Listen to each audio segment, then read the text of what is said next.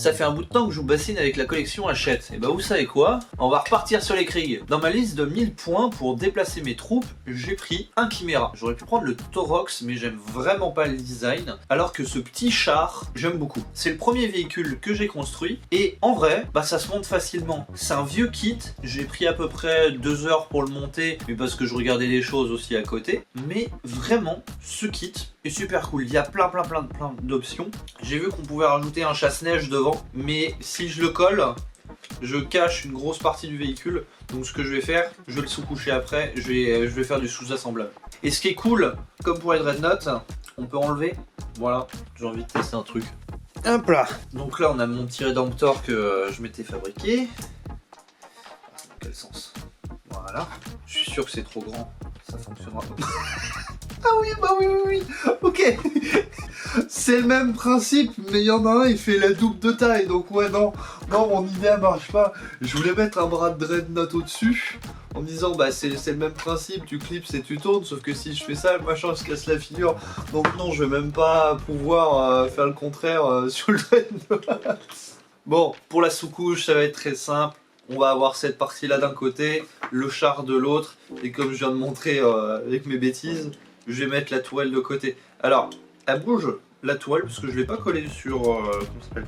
Je l'ai pas collée en place. Je me dis tiens, ça peut être sympathique de quand même avoir quelque chose qui bouge. Tandis que par contre, il montrait dans les instructions, bah collez pas les petites toiles parce que vous pouvez les bouger. Je les ai collées. Je les ai collées dans plein d'angles différents parce que sinon il y avait tout qui se cassait la figure et dès que tu bougeais un peu ton char, t'avais tout qui se barrait dans tous les sens. Ça tenait vraiment pas. Ça fait pas comme là où faut vraiment le déplacer pour que ça le fasse, ou le canon voilà, le canon quand je secoue juste mon arme il fait n'importe quoi. Vous imaginez ça 6 fois, c'était chiant, donc je les ai collés, voilà. Pour peindre le véhicule, j'aurais pu prendre mon aérographe, mais j'ai rendu son compresseur à mon père. Donc aujourd'hui, je m'essaie à la peinture avec des éponges à maquillage. Après avoir re-regardé les vidéos de Kovaříč et de la méthode RAF à ce sujet, je commence à disposer ma peinture sur ma palette. Aujourd'hui, nous allons travailler avec 6 couleurs principalement, 3 verts et 3 gris. Avec le dark green, je tamponne jusqu'à avoir un rendu uniforme sur tout le véhicule. En le mélangeant avec du sea green, je tamponne la plupart du véhicule en laissant des endroits plus sombres que d'autres. Le sea green pur sera appliqué sur les surfaces les plus hautes du véhicule. Pour finir avec un mélange, un tiers sea green, 2 tiers scorpic green pour les plus hautes arêtes là où la lumière va taper. Je fais cette méthode sur l'ensemble du véhicule, sa tourelle et le chasse-neige. Maintenant que le vert c'est fait, nous allons nous attaquer avec du charcoal à tout ce qui reste. Les chenilles en charcoal, les canons sur le côté et celui de la tourelle en charcoal. Pour la suite, je ne vais faire que des éclaircies en brossage à sec. En premier, avec du sombre grès, on en met partout et surtout on n'hésite pas à faire plusieurs passages. En second, on prend du neutral grès et on y va plus doucement cette fois-ci. Après avoir fini de peindre tout ça, je trouvais pas mes canons assez bien, donc j'y ai repassé très gentiment avec du blanc.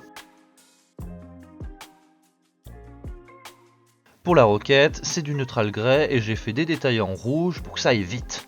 On pense comme un orc ici. Plus qu'à peindre les 2 symboles et des parchemins sur le côté et on est bon. Pour mes véhicules, je veux vraiment les laisser propres comme s'ils étaient sortis d'usine.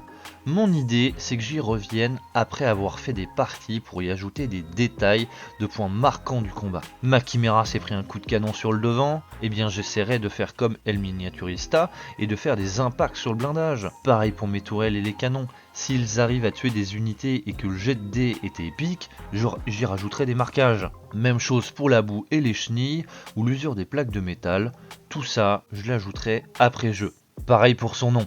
L'éponge à maquillage c'est vraiment pas mal pour peindre des grandes surfaces et faire des aplats assez propres, mais le souci c'est que je pense que je n'ai pas assez dilué ma peinture et que j'ai dû tirer sur l'éponge au lieu de juste tamponner. Comme l'avait expliqué Kova dans sa vidéo, la peinture avec l'éponge à maquillage c'est la même chose que quand vous faites du maquillage, on tamponne, on tire pas, parce que si on tire tu abîmes l'éponge Et à des fois quand je tamponnais, eh bien quand je levais l'éponge de la figurine, je devais étirer et je pense qu'avec un faible taux de dilution aussi de la peinture, je me suis retrouvé à faire des taches d'absolument partout. On le voit sur les photos de près, on se retrouve pas mal de fois avec des petits copeaux dégueux partout sur la figurine. J'essaierai dans une fin de vidéo ou dans une partie bonus dans une fin de vidéo de la collection Hachette sur des thermagants, étant donné que c'est plein de petites figurines et qu'on va en avoir une vingtaine à peindre. J'essaierai avec les éponges voir est-ce que c'était vraiment la dilution, est-ce que c'était pas juste le fait que je tirais mon éponge au lieu de juste la relever. On essaiera. La vidéo touche à sa fin, j'espère qu'elle vous a plu. Comme d'habitude, je vous invite à venir dans l'espace commentaire pour vous exprimer, en espérant que la vidéo vous ait plu. On se retrouve bientôt dans une vidéo de nouveau autour des magazines Combat Patrol, parce que j'en ai reçu de nouveaux, et qu'on a plein de choses à faire.